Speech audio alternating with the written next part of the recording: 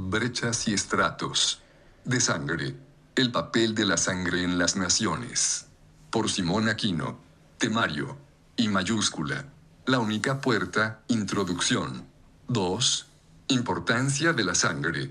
3. El ritual de derramar sangre. 4. Sistemas sangrientos. 5. Brechas y estratos de sangre. 6. Brechas recientes en América. 7. Sangre inocente. 8. La solución redentiva. I mayúscula. La única puerta. Hace algunos años atrás, un profeta dijo en medio de la iglesia: el Señor les ha dicho a los ángeles, volverán a ver mi sacrificio en la sala de los cines.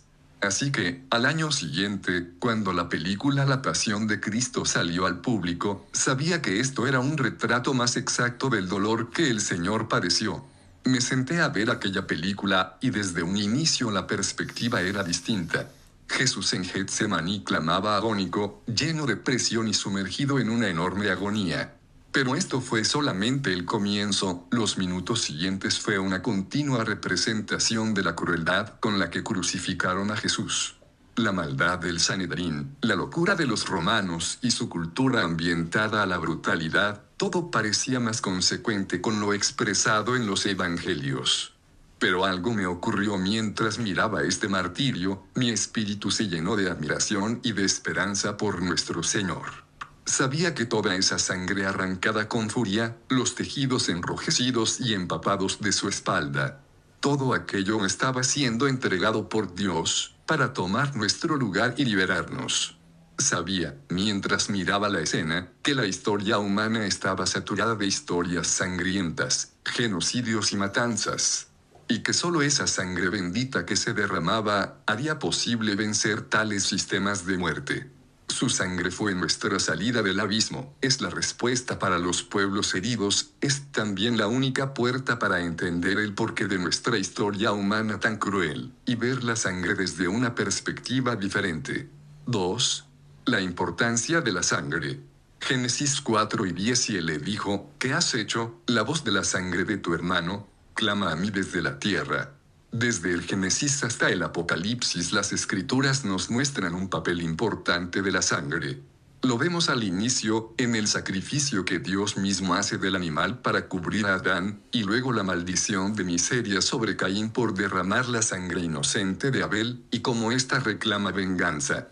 Es interesante cómo Dios dice que la voz de la sangre de Abel clamaba. Este clamor que la sangre produce será la razón y el elemento que genera los ciclos de sangre, que explicaremos más adelante. También vemos la molestia y el juicio de Dios por la profanación híbrida de la sangre humana, al juntarse con seres espirituales en Génesis 6. La sangre aparece una y otra vez en las Escrituras, en algunos momentos para validar pactos, en otros, generando un ciclo. Los pactos de Dios con Abraham en su descendencia es en parte un pacto sobre un ADN, un pacto con una sangre. Esta sangre étnica debía consagrarse, porque por medio de ella, el Padre traería al Mesías, el Salvador prometido. Luego veremos el requisito de la sangre en la Pascua, pintando los dinteles de las casas de Israel, con el fin de salir de Egipto y no morir. Posteriormente, la sangre inocente de animales es usada también para purificar elementos consagrados. Es así como la sangre recorre las Escrituras, con asombrosa importancia, hasta la purificación perfecta en la sangre santa y única de Jesús, nuestro Señor. La sangre de Cristo también clama, pero habla a favor de nosotros, para purificarnos y presentarnos aceptables frente al trono. Esto debería poner un poco más de nuestra atención en tratar de entender la sangre y el porqué de su importancia. La historia nos muestra que los pueblos en diferentes territorios desarrollaron cultos y rituales con derramamientos de sangre. En Israel Dios prohibiría abiertamente el derramamiento de sangre humana y el derramamiento innecesario de sangre animal, asegurándole al pueblo que aquella sangre sería demandada de sus cabezas. Génesis 9:5. Porque ciertamente demandaré la sangre de vuestras vidas, de mano de todo animal la demandaré, y de mano del hombre, de mano del varón su hermano demandaré la vida del hombre. Todo esto nos muestra que, desde los inicios de la humanidad, el mundo espiritual ha estado vinculado con la sangre. A diferencia de los espíritus que se manifestaban para ser adorados en otras culturas, Dios no demandaba sangre humana como ofrenda. Esto es importante no olvidarlo, porque hay registros históricos convincentes de cómo esta fue una práctica en religiones de muchas culturas. Derramar sangre fue una forma de culto que Dios prohibía y aborrecía, dejando claro ante Israel que quien derramara sangre sería culpable de juicio. Dios mismo le ordena a Israel no comer sangre de animales. Su argumento es simple, porque la vida está en la sangre. Por esto, dada su importancia, nos toca entonces buscar algunas respuestas. ¿Qué es la sangre? ¿Solo agua, plaquetas, glóbulos y elementos bioquímicos? Lo primero que entenderemos es que su importancia está en ser el registro más amplio de lo que somos. En ella está el ADN, y este puede decirnos de dónde venimos, y quiénes fueron las raíces que nos trajeron hasta aquí. Este dato nos ayuda a explicar cuál es el rastro espiritual que portamos. El registro genético ha atravesado siglos en el tiempo. Ese soplo en el primer Adán que le dio vida a su forma de barro y activó todas sus funciones, deja un registro. Una biblioteca histórica de datos bioquímicos que abarcan miles de años. La huella pasa por imperios, reinos, tribus y familias que han dejado una marca en ese ADN, y este sigue en nuestra sangre. La historia de la vida está en ella, la sustancia espiritual del alma viviente está en este elemento complejo llamado sangre. Sabemos que la iniquidad la buscó para poseerla, también la simiente de Dios se manifestó en ella, cuando el Verbo se hizo carne y habitó entre nosotros. Esta huella del aliento de vida está en la sangre, y es lo que produce que el mundo espiritual reaccione ante este elemento. 3. El ritual de derramar sangre. Moisés tuvo que santificar los utensilios que se presentarían en el tabernáculo, y que serían usados frente a la presencia del Señor. Ni la madera elegante, ni la obra finísima de los artesanos, ni el oro que los cubría, podía hacer que estos elementos fueran dignos. Se requería que fueran consagrados, apartados para uso exclusivo por medio de la sangre. Éxodo 24, 6. Y Moisés tomó la mitad de la sangre, y la puso en tazones, y esparció la otra mitad de la sangre sobre el altar. La sangre podía santificarlos para que fueran aceptos, cubriendo los utensilios, con la inocencia de aquellos animales que fueron al sacrificio. La realidad espiritual responde a ese registro llamado sangre, con mucha sensibilidad. Como la piel responde al frío, como una araña siente las vibraciones en su tela. Así lo espiritual reacciona cuando se derrama el aliento de vida contenido en esta sustancia, que en el mundo espiritual posee una forma, pero en el físico es roja y líquida. Pero este conocimiento de la sangre no fue algo exclusivo de Israel. Los pueblos a su alrededor hacían uso de esto de manera pecaminosa y cruel. Miremos con detenimiento estos versículos, donde la sangre vuelve a ser parte del ritual. 1 Reyes 18 y 28. Y ellos clamaban a grandes voces, y se sajaban con cuchillos y con lancetas conforme a su costumbre, hasta chorrear la sangre sobre ellos. Salmos 106 horas y 38 minutos. Y derramaron la sangre inocente, la sangre de sus hijos y de sus hijas, que ofrecieron en sacrificio a los ídolos de Canaán, y la tierra fue contaminada con sangre. En ellos vemos dos cosas. Primero, cómo los falsos sacerdotes de Baal tenían por costumbre derramar sangre, para así provocar al demonio que les ministraba a presentarse. Intentan despertar a Baal para que reaccione, pero aquel día nada sucedió, ya que la presencia de Dios en Elías fue mucho mayor. Y segundo, vemos que el salmista hace memoria de cómo en Canaán existió esa práctica de presentar sangre en sus ritos, no solo de animales, también de sus hijos y de sus hijas. Las antiguas civilizaciones notaron esta verdad: la sangre es un elemento que hace reaccionar el mundo espiritual, por eso fue costumbre de sacerdotes y hechiceros el derramarla. Diferentes culturas la usaron para despertar y fortalecer espíritus territoriales, potestades y entes espirituales de su región. Luego los hechiceros y chamanes pedían de ellos conocimiento, guía y directrices, para adquirir poder sobre el resto. En cada continente, sin acepciones, el uso de la sangre fue recurrente para abrir el mundo espiritual. Los chamanes africanos y los indígenas del Caribe la usaron con canibalismo incluido. Algunas variantes del Islam poseen ritos que incluyen la flagelación, y por este medio el derramamiento de sangre humana, sin provocar la muerte del que ejerce el ritual. Pero también este rito los prepara espiritualmente para ser la religión sangrienta que conquista con violencia. Otras culturas antiguas, como la romana, la derramaban en masa, por medio de la guerra consagrada a sus dioses, o en espectáculos en sus circos y coliseos. Los gladiadores, esclavos aptos para pelear, fueron usados por décadas para derramar sangre de forma continua en la capital del imperio. Todas estas acciones eran consagradas a dioses específicos. Cada batalla en la guerra, cada sacrificio, cada pelea en el coliseo, era un acto que invocaba a algún demonio. Los aztecas, mayas e incas también mataban cientos de hombres, niños y vírgenes en sus fiestas solemnes, práctica que fueron haciendo cada vez más cruel con el fin de crecer en poder y obtener el favor de los espíritus. Este favor buscaba obtener progreso en las cosechas, en las batallas políticas internas y en las guerras con otros pueblos.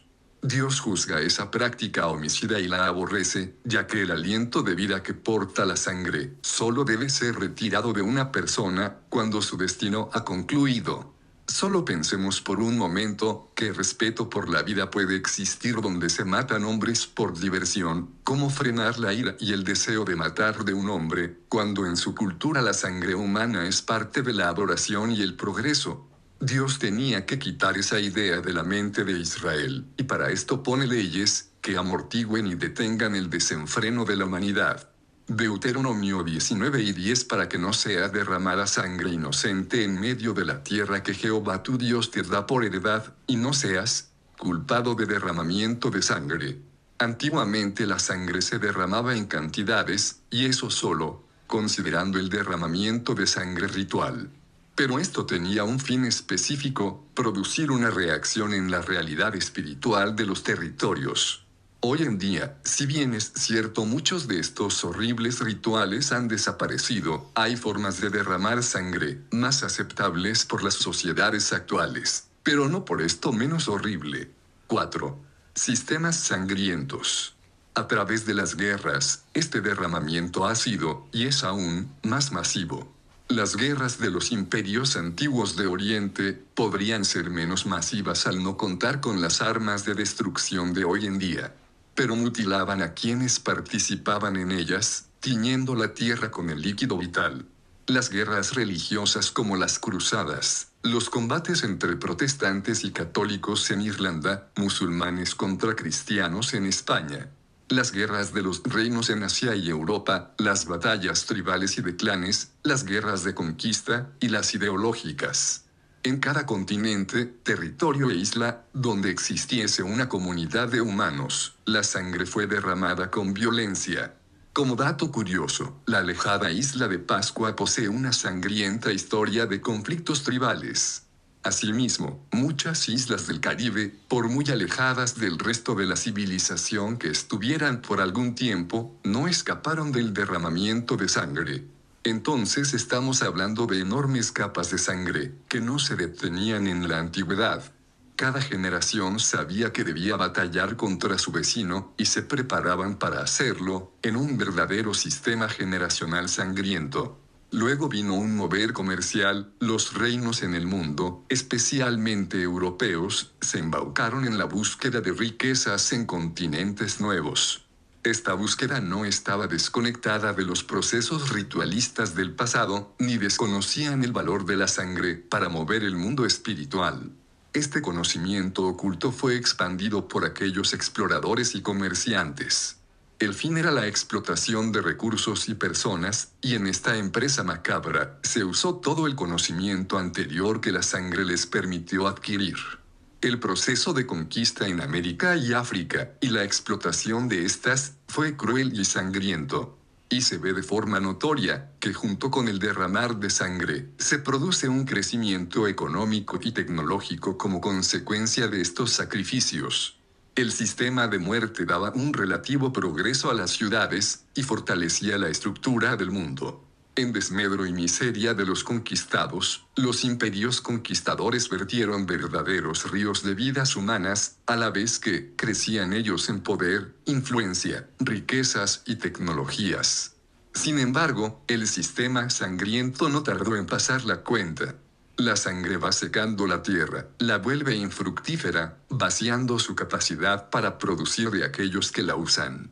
Tarde o temprano, aquellos imperios padecen la caída de su estructura, y otros se levantan en su contra, empoderados por la voz de venganza, de la sangre inocente derramada. Dios advirtió en las Escrituras, del ciclo que produce el derramamiento de sangre. Este consiste en que se abre una brecha en el mundo espiritual, en el alma de una nación, pueblo o familia, como una herida abierta donde la sangre reclama más sangre, más venganza y más dolor. Por esta razón las leyes de Dios en los tiempos de Moisés buscaron una salida para Israel a esta situación. Las leyes se oponían a continuar una cadena de muerte, buscaban evitar que se crearan estos ciclos y sistemas de sangre. Israel edificó sectores de refugio para los que mataban sin premeditación o por accidente, logrando parar esos ciclos de venganza, frenando el que se creara un sistema de continuo derramamiento de sangre. Miremos las instrucciones del Señor. Deuteronomio 19:6. No sea que el vengador de la sangre, enfurecido, persiga al homicida, y le alcance por ser largo el camino, y le hiera de muerte, no debiendo ser condenado a muerte por cuanto no tenía enemistad con su prójimo anteriormente. Los que mataban por accidente y sin premeditación, podían correr a estas zonas de refugio, donde eran protegidos de la familia afectada. Así detenían la venganza que traería más venganza, pero también evitaría que el inocente muriera y su sangre maldijera la tierra. Con estas leyes, Israel evitaría que se derramara sangre inocente. Esto es importante para comprender cómo se forman estos sistemas de sangre, y cómo la sangre inocente sacude la realidad espiritual con mayor fuerza que la sangre culpable. Cuando alguien es culpable de muerte, porque ha derramado mucha sangre o ha sido perverso y destructivo, su muerte violenta no produce una herida en un territorio, pero sí puede ocasionar un ciclo de venganza, cuando esta muerte violenta no fue por mano de la justicia. Al contrario, cuando las muertes violentas son de inocentes, se creará una brecha de sangre en la tierra, de injusticia, de venganza y de dolor, que exigirá el derramamiento de más sangre. 5. Brechas y estratos de sangre. Llamaremos brechas de sangre a puntos donde se está derramando con masiva rapidez o con profunda crueldad la sangre inocente. Cuando esta brecha continúa abierta y activa, se crea un sistema continuo de derramamiento. Pero si esta brecha, aunque no se cierra, se detuviere, quedará como un estrato antiguo de sangre y maldiciones. En esos lugares la muerte deja plasmadas decenas de maldiciones. Estas se van acumulando como capas que se unen, armando un velo denso de tinieblas. David experimentó la oposición de un estrato de sangre. 2 Samuel 21:1. Hubo hambre en los días de David por 3 años consecutivos. Y David consultó a Jehová, y Jehová le dijo: es por causa de Saúl, y por aquella casa de sangre, por cuanto mató a los gabaonitas. Saúl rompió un pacto que Josué hizo con los gabaonitas, y edificó una casa o sistema de sangre, al matarlos. El sistema y las muertes se detuvo, pero la brecha quedó abierta. Producía una voz de maldición y venganza que ahora clamaba en contra de Israel. Esas voces estaban secando la tierra, impedían la lluvia. Por 3 años tuvieron sequía, por causa del estrato de sangre que Saúl construyó. Él abrió una brecha de dolor al matar inocentes, y nadie había restituido esas muertes. Así ocurre en las naciones que han experimentado sistemas de sangre, con genocidios, matanzas y masivas muertes de gente sin culpa. Aunque esto se detuvo en el tiempo, la brecha sigue abierta. La tierra entonces es afectada por maldiciones, hasta que alguien busque restituir el daño, cerrar la brecha y acallar la voz de venganza. Estas capas seguirán ministrando la nación y su gente, aunque el tiempo pase y el hecho de sangre se olvide. Tal como le aconteció a David, el sistema que edificó Saúl ya no operaba, pero la brecha seguía abierta. Como vemos, la sequía no vino de inmediato, las maldiciones aparecieron años después, aunque el desechado rey ya había muerto. Dios sabe que el derramamiento de sangre es un elemento que el infierno busca perpetrar, haciendo especial hincapié en la sangre inocente. Porque este tipo de sangre abre brechas espirituales, fosos del inframundo, para soltar toda clase de espíritus inmundos sobre la tierra. El ocultismo, chamanismo y la hechicería usaban estas brechas espirituales para extraer conocimiento oculto, filosófico y tecnológico. La sangre es, por lo tanto, el elemento más rápido de hacer reaccionar el mundo espiritual y es también el camino más seguro de maldición. Desgraciadamente, veremos que es una práctica que no se ha detenido en las naciones. Lo que es peor, es que hay una carencia de conocimiento sobre este punto en la Iglesia, por lo que no logramos ver las maquinaciones del infierno detrás de los conflictos. Tampoco hay un interés por examinar las brechas de sangre en nuestros territorios, para así frenar con una acción dirigida esos ciclos. No importa si los sistemas sangrientos se detuvieron, sin restitución la brecha sigue en pie, y la voz de los inocentes sigue sonando por las calles. El estrato de sangre seguirá vigente, esperando manifestarse, con maldiciones en cualquier momento. 6. Las brechas más recientes en América. 2 Reyes 24:4 Asimismo por la sangre inocente que derramó, pues llenó a Jerusalén de sangre inocente, Jehová, por tanto, no quiso perdonar. Isaías 1:15 Cuando extendáis vuestras manos, yo esconderé de vosotros mis ojos, asimismo cuando multipliquéis la oración, yo no oiré, llenas están de sangre vuestras manos.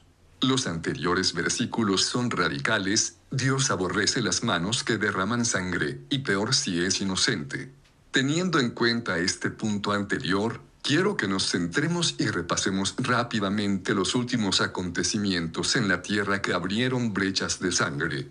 Durante la Segunda Guerra Mundial las siguientes y el nazismo de Hitler desarrollaron diferentes formas de ocultismo. Es sabido históricamente que había departamentos ocultistas del gobierno y sociedades secretas en este movimiento político. Ellos elaboraron las más cruentas metodologías de tortura y derramamiento de sangre. Idearon campos de concentración que fueron réplicas de zonas infernales, capaces de capturar y destrozar el alma humana. Esto se diseñó a la par del aumento científico y tecnológico que las brechas de sangre les brindaron en la guerra. Todas las naciones que participaron de manera activa dieron saltos tecnológicos enormes y desarrollaron ideologías y filosofías nuevas. Sin embargo, estas prácticas crueles no solo fueron parte de la Alemania nazi. Cuando los países del bloque socialista tomaron Alemania, lo hicieron totalmente poseídos por la venganza del sistema de sangre. El ejército soviético fue la manifestación más palpable de la maldición que cayó contra Alemania. Es conocida la frase de los panfletos que los rusos hicieron caer sobre Berlín, cuando ésta estaba sitiada, con frases como, disfruten la guerra, porque la paz será peor. La fama de crueldad de los rusos fue conocida en Europa, con violaciones a civiles, ejecuciones públicas, similares campos de concentración, etc. Esta forma inhumana de operar se manifestó tanto en los primeros años del fin de la guerra, como en los años en que Alemania estuvo dividida por el muro de Berlín. La guerra había terminado, pero las brechas estaban abiertas, y el sistema de sangre seguía vigente. Con el tiempo tanto la Unión Soviética como la Alemania de Hitler sufrieron la sequía que derramar sangre inocente produce. Ambos pagaron con creces la completa caída de sus estructuras. Porque el juicio comienza, como explica Proverbios, con el aborrecimiento de Dios a los derramadores de sangre.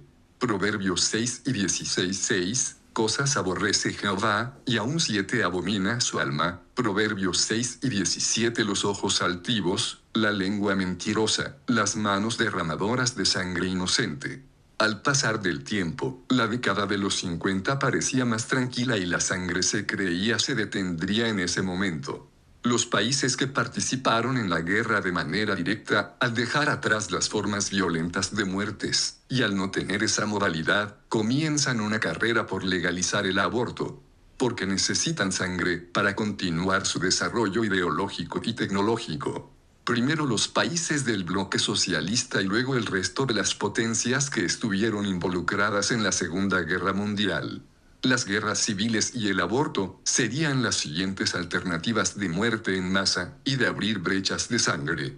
¿Cómo se llegó a este punto? ¿Cómo los pueblos terminan matándose entre ellos? ¿Y cómo se obtuvo la aprobación de las madres para matar al niño no nacido? Al tener masivas muertes de hombres en la guerra, las naciones involucradas tuvieron que poner a las mujeres en puestos de trabajo anteriormente ocupados por hombres.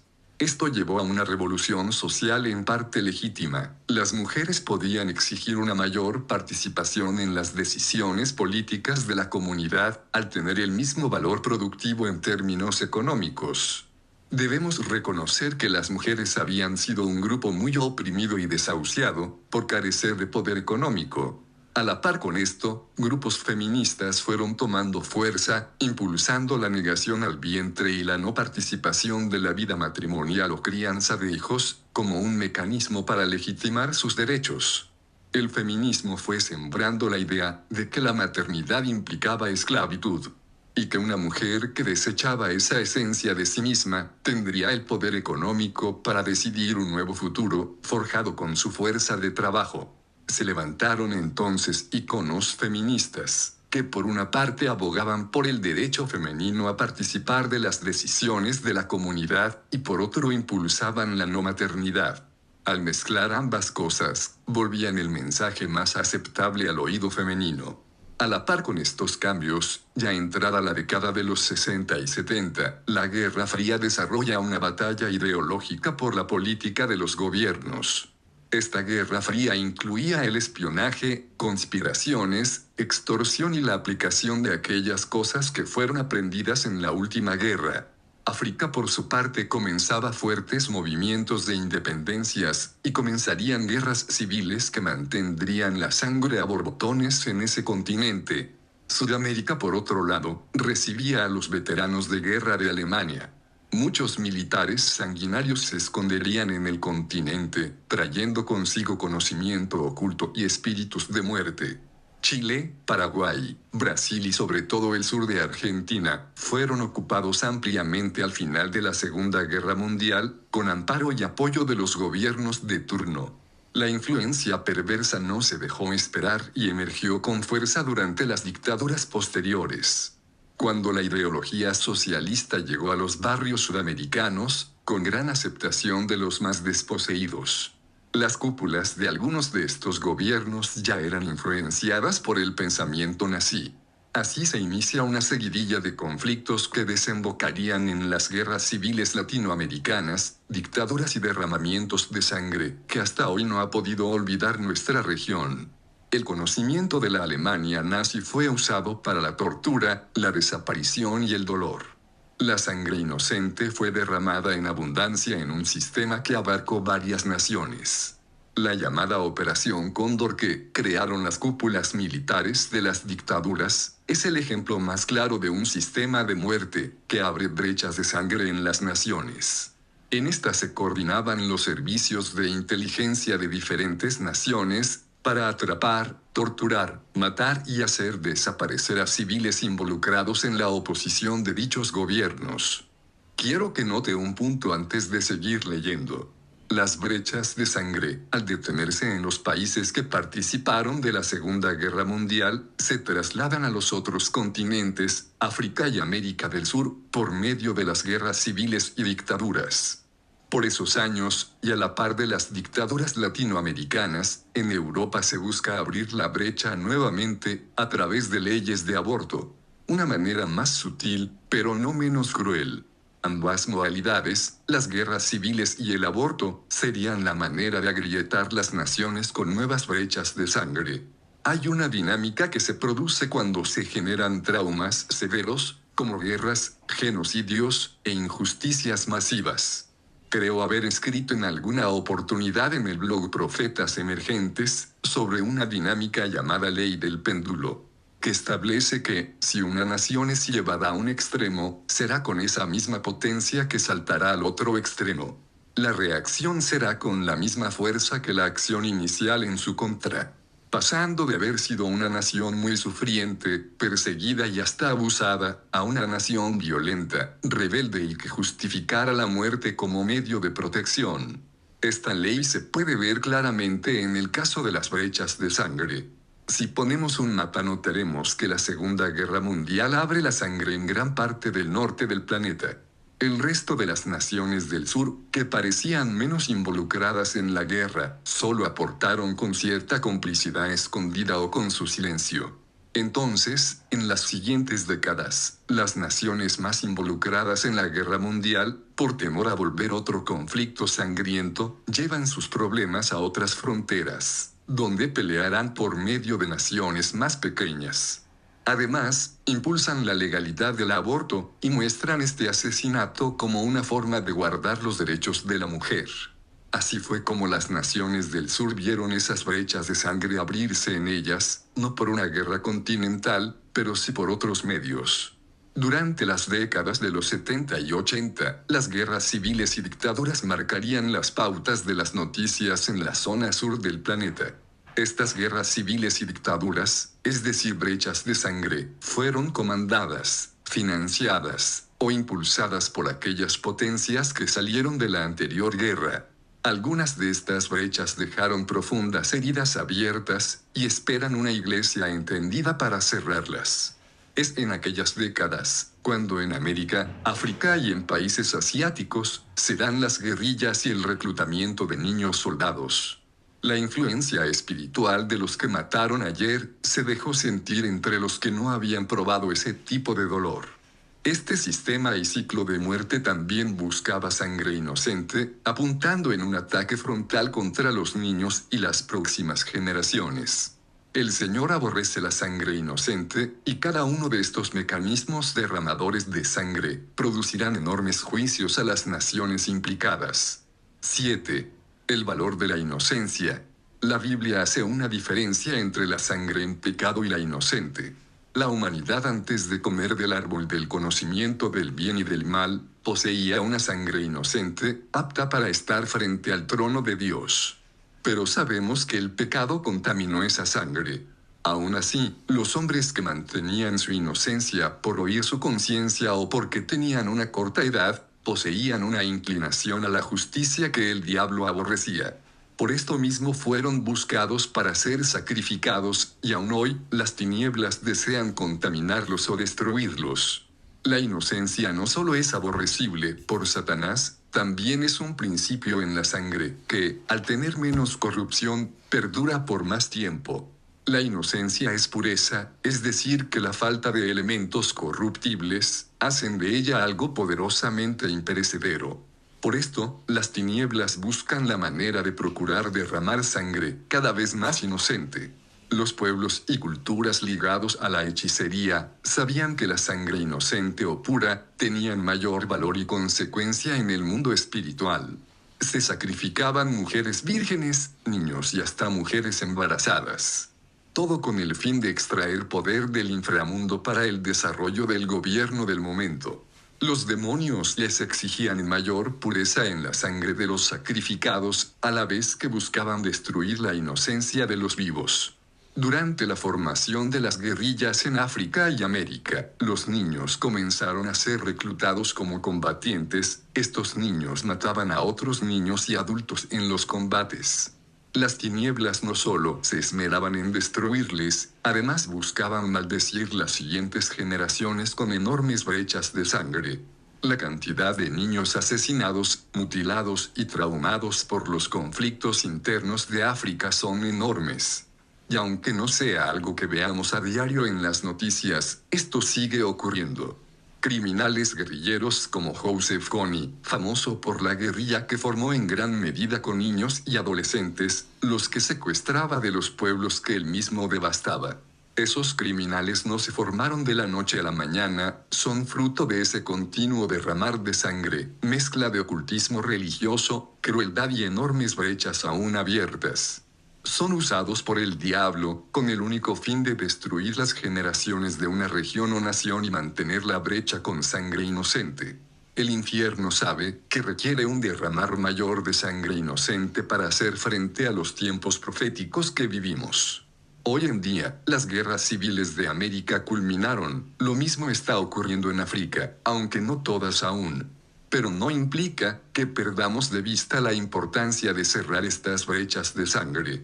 Una vez más, y como sucedió en Europa hace algunas décadas, los países en América que están saliendo de ese dolor, están entrando a decidir por legalizar o penalizar el aborto. Las tinieblas desean que la sangre no se detenga, aunque los gritos ahora sean silenciosos, son cada vez más inocentes. Y la sangre seguirá sonando de continuo mientras usted lee estas líneas, maldiciendo nuestras naciones. En esto no hay coincidencias, el paralelo y el modo de operar es el mismo. Se requiere una iglesia profética entendida para poner atención a esto y vencerlo. 8. La solución redentiva. Hebreos 12 y 24 a Jesús el mediador del nuevo pacto, y a la sangre rociada, que habla mejor que la de Abel. Algo que dejamos para el final es comprender que la sangre opera como garante de pactos, los sella y establece. Esto ocurre por ser un elemento que aún contiene el aliento de vida, este aliento viene de Dios, y es esa esencia la que se busca para perpetuar pactos. El Verbo, la voz, al encarnarse como hombre y presentarse como nuestro Señor Jesucristo, generó la sangre más inocente, santa, perfecta y justa, que posee una voz eterna que puede crear cosas nuevas. No contenía el pecado original, porque fue gestado por el Espíritu Santo, y en el vientre inocente de María, una mujer devota. No solo contenía el aliento de vida, también estaba cargada de fe genuina y el amor incondicional más grande. Lo que hacía que su sangre fuese única y capacitada para establecer un pacto eterno, y hablar cosas nuevas a la tierra. El diablo lo vio tan inocente y puro, que buscó destruirlo con enorme odio, pero no comprendió que al Jesús tomar su decisión de morir por amor, los golpes solo estaban abriendo el depósito de la sangre más sublime y perfecta, para redención del hombre, y pacto perpetuo. Su sangre rociada, soltó su voz, que pide misericordia por nosotros, y creó una modalidad diferente en el derramamiento de sangre inocente. Cuando un inocente se entrega a sí mismo por amor, su sangre no exige venganza, sino que clama misericordia por los perdidos, y juicio a los perversos. Es aquí cuando comprendemos por qué Dios ama y respeta la sangre de sus mártires, los santos que se han dado por amor. Ellos, con su muerte, reclaman la redención de los pueblos, y a la vez establecen la hora del juicio para los sistemas sangrientos. Ellos, con su muerte, sueltan una voz que suena por muchas generaciones. Pero la vida de los mártires no es la única manera de frenar estos sistemas de muerte, sus brechas de sangre o sus maldiciones. También una iglesia entendida en el perfecto amor, y en la voz y el valor de la sangre inocente de Cristo, puede frenar esos sistemas y cerrar esas grietas. La sangre rociada de Cristo y su voz, quedó plasmada en un pacto perpetuo. Su pacto eterno tiene poder contra todo pacto de las tinieblas, y es capaz de borrar todo rastro de sangre y maldiciones en la tierra. Tú y yo portamos la sangre de Cristo con su voz, la hemos bebido una y otra vez, y hemos comido su carne, para tener vida eterna en él. Es decir, en su interior, por su fuerza y su mérito. Si la sangre de Jesús, con su voz, es puesta en nuestras tierras, esta limpiará la sed de venganza, cerrará las puertas de sangre, haciendo callar la voz que pide represalia y maldición. A esta voz se refiere el escritor de Hebreos, porque la sangre de Jesús habla mejor que la del primer profeta Abel, ya que es una voz de restauración completa. La iglesia es la única portadora de esa sangre en la tierra, está en nuestras venas espirituales. Por cuanto somos hijos, portamos su ADN de fe. No somos huérfanos, su genética espiritual está en nosotros, la genética étnica humana de Adán y de otras etnias ha quedado atrás. La sangre de Cristo ahora no solo nos cubre, también es parte de nuestra identidad de hijos. Sin embargo, mientras la Iglesia guarde rencor, odio, entonces guardará también muerte dentro de sí y es imposible que tengamos autoridad contra la mortandad que quedó enraizada en los campos de nuestras naciones. La sangre de Cristo es perfecto amor, perfecta fe e inocencia, no pueden dos genéticas dirigirnos. Sin ese perfecto amor, sin esa pureza, es imposible vencer las potestades que impulsan estas matanzas sin número. No podemos atacar aquello que aún está dentro de nosotros y en lo que participamos. No todo está perdido, creo que en este tiempo hay una generación nueva, y no es un asunto de edad sino de la pasión que los mueve, que está teniendo entendimiento de esta verdad, y de la autoridad y responsabilidad de la Iglesia. Hay una generación que está limpiando su corazón de amarguras, odios, rencor, rencillas y todo lo que está impidiendo la manifestación de la vida, que además quiere conocer en profundidad los pecados en los que ha incurrido su nación en el tiempo, no para reprochárselos a la gente o las generaciones pasadas, sino para llorar por ellos, como Esdras o Nehemías. Una generación que busca pedir perdón, con perfecto amor e inocencia, y mostrar esa sangre y aquella voz que portamos en nuestro espíritu.